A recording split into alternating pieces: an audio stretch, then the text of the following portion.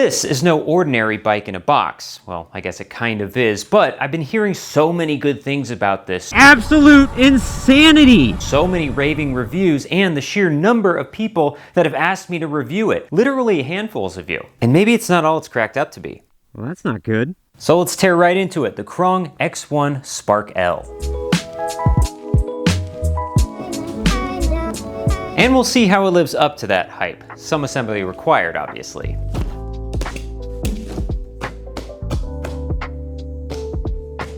What a weird name. Is it wrong? Is it Krong or is it orange? Karongi.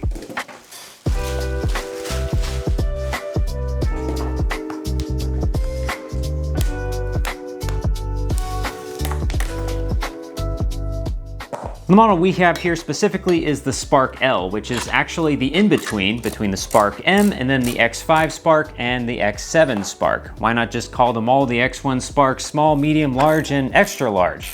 Who knows? And is it just me, or does this bike give off evil villain vibes? I would not be surprised to see a baddie jump on one of these bikes and chase James Bond or Tom Cruise in Mission Impossible. In all black, this bike just oozes baddie bike. In either case, this bike serves as a direct competitor to the Yasma IN10 Pro. I mean, Krong's website says as much, comparing the stats between both of these bikes, and I even looked up the stats on Yasma's website, and they are accurate. And now the question is that actually true? Now, I haven't even been on this bike for more than like 10 seconds, and already the speed that comes out of this bike is just absolute insanity. The acceleration off the line in particular is just so snappy. I have never felt a stock bike this snappy off the line. Usually I just go straight to level 3, but with this one I might actually have to go to level 1 or 2 and warm up a little bit. Let's put that speed to the test. Says 35 already, 38, 39, 40, 41, 42, 43. It looks like at least on this speedo it caps out at 43. We'll see what GPS says against that. And it's verified, 43 on the GPS, so another bike that's actually accurate with its speedo for once. Seriously, this acceleration is so incredible. It just picks up the front like nothing. I mean, just listen to that. Wow. Let's do a brake check. 1, 2, 3.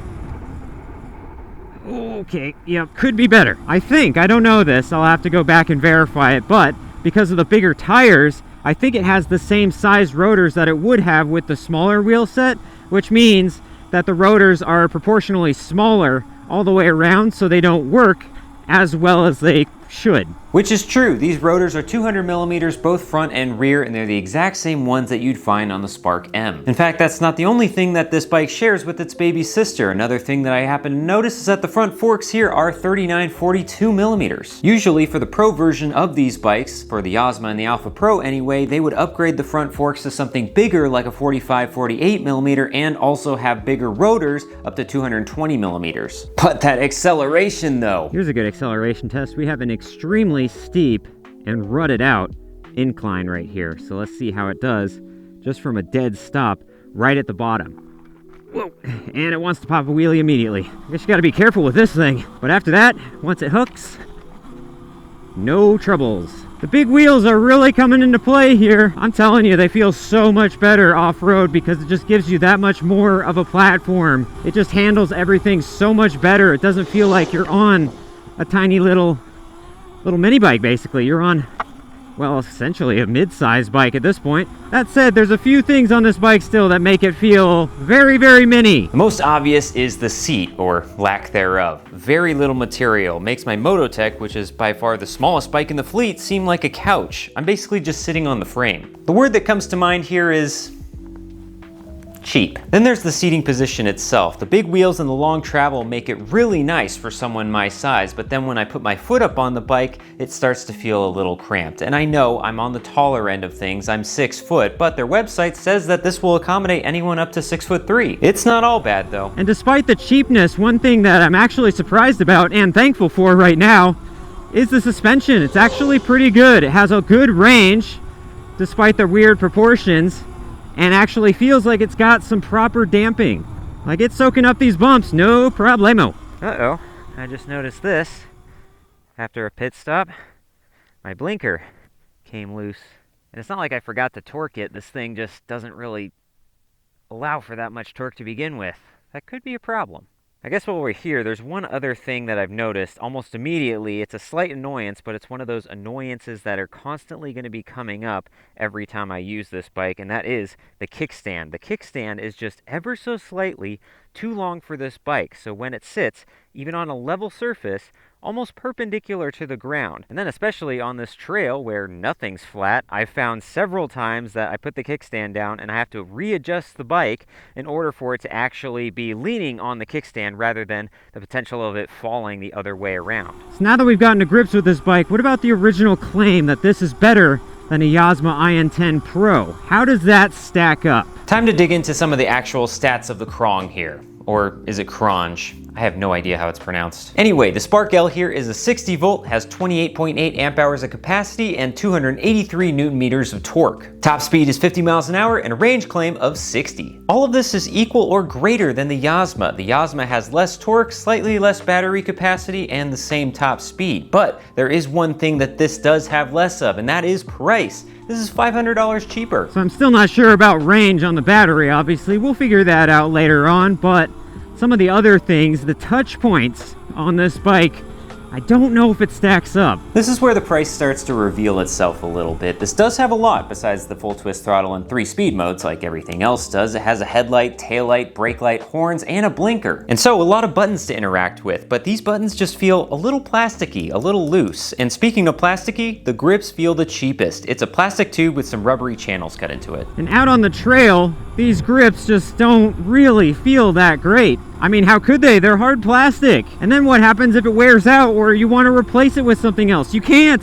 You got to replace the entire unit. And then there's the screen here. I like that it's a really big screen and it's right in the center where you want to look. But at the same time, it's got some elements that are just kind of, they could be better. Like for one, the backlight is all black, which is great. And all the numbers and everything are white. So when I'm riding along, I can glance down and I can see it, but it's faint enough that when I look down to see it, I kind of have to do a double take to be absolutely sure of what I'm looking at. And yes, the mile an hour is nice and big and right in front of you in your face, which is exactly the thing that you want to look at the most. But then other things like the modes underneath are very slight and subtle. And then the mileage in the corner, that's just such a weird way of putting the mileage. Like, why are there that many spaces in between the numbers? And how do I interpret that? Is that 5.5? Is that 6.5? I can't just glance down and see that. So I think at the end of the day, this is actually a pretty good Yasma competitor, but it has a few things going against it and a few things going for it.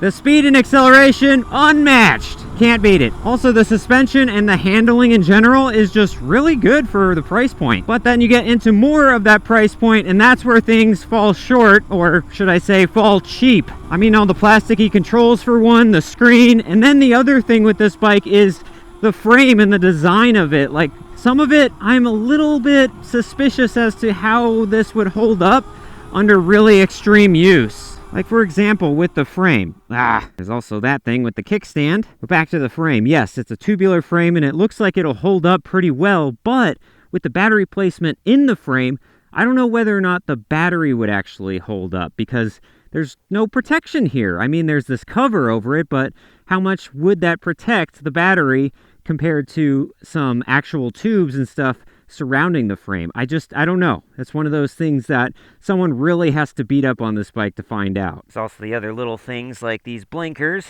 making sure that they stay tight. This one was getting loose too. But I do like the fact that this actually has those things offered as standard. Like, this comes with headlight, taillight, brake light, blinkers, a horn. This is ready to be street legalized, which is awesome. I think all bikes going forward should have these options available to make it that much easier for us to be able to register them. That right there will be the game changer when it comes to new models of electric motorcycles. And that's what really sets this bike apart from Yasma and all of the others. And with the price, I can totally get why people love this thing online so much. So if you're interested in getting one of these yourself, be sure to take a look at the link in the description below and use code LexDFox to get 50 bucks off. Make it even cheaper. So if you'll excuse me, I'm going to take my speed and acceleration here and go chase down James Bond. Someone's bound to catch him. Now this is where I was going to end the video, but check out what happens literally seconds later.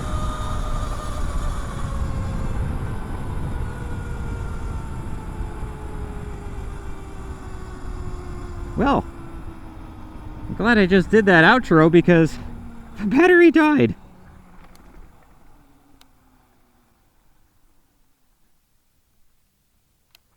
Wow, that's dead. Hopefully I can look back at the video footage and see, hopefully, what the mileage was on that, but I swear it was like 8 miles, and I fully charged this battery. That's pretty crazy. I think the speed and acceleration of this bike has come at quite the cost, but at least I'll get my steps in. All right, quick post-mortem on this bike. Now that we put it away, I've let it charge for a little bit. I think about an hour or so. So it's still charging, obviously, but let's see if we unplug that.